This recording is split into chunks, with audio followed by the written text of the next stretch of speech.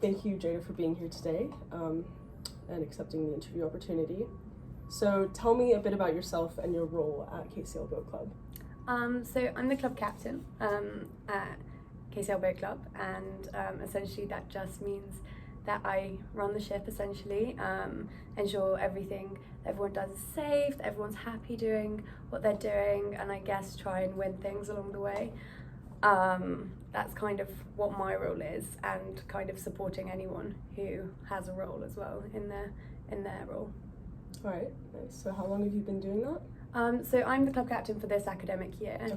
I've had other roles previously, but that's how long my term is currently. Mm-hmm. So I guess our main question today is, what is your motivation for boycotting Guys Bar? Essentially, we feel really proud of the diversity that we have in our club. Rowing is notoriously, stereotypically, quite a white-dominated sport, and there's lots of barriers such as cost and things that go into it. And we've really put a lot of effort and emphasis into breaking those down through like splitting our membership fees throughout the year and things like that. So that's something we're really proud of. So when it came to our attention a few weeks ago that some racist comments had been made to one of our members, we felt that needed to be reported, and when the student union didn't act upon that, we felt that we wanted our voices to be heard, and that we didn't necessarily want to spend money and time in that venue if that was what they were going to be doing. So yeah, that's why we're boycotting Guys Bar.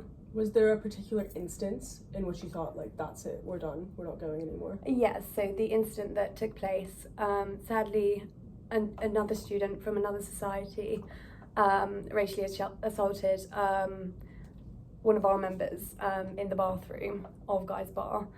Sadly, there's no CCTV footage allowed in that area, so we have no proof that it happened.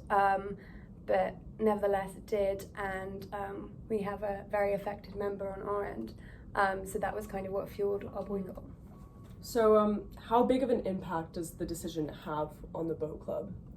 Well, I feel like it's known throughout the university that the boat club's quite social, and you know, Wednesday nights are kind of when they kind of switch off from training, go out for a drink, have fun with friends, and it's a big part of gelling as squads for us. So the fact that we're not going this Wednesday, I think, is a big deal. We're quite a big club. I think we're the second biggest sports team. So I imagine all of us not going will have quite an impact, and we've had loads of feedback from other sports teams supporting our boycott as well, and the MSA. So they've also said that they won't be going along. So I imagine it will have quite a big impact on the bar and us as a club as well. So Guys was like your place to be on Yeah, like a Wednesday night. exactly. Yeah. Has this decision impacted you emotionally at all as like the president of the team? I guess so. I know the victim as they are a member of our club, so emotionally I am, you know, moved and upset that they are going through what they're going through and having to deal with the fact that their problem isn't being taken seriously and believed. But I was really overwhelmed to see that so many clubs, apart from us, were happy to support us in the boycott, so that's really great. Was the boycott a unanimous decision within the club, or was there some debate and deliberation? No, it was unanimous within the club. As soon as the decision was made by the SU to do nothing about it, everyone was like, well, I think this is what we should do. So unanimous decision on our part. Have you ever personally witnessed racism at GB? I've never personally witnessed it. I don't know if that's because I'm a white female. Could very well be. I've never personally witnessed it, thankfully, and I hope it's something that happens few and far between occasions.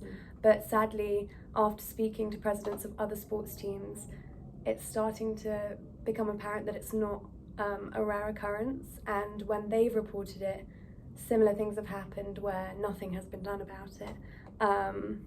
I think I should count myself lucky that I got a response to my email complaint. Other societies are saying that they didn't.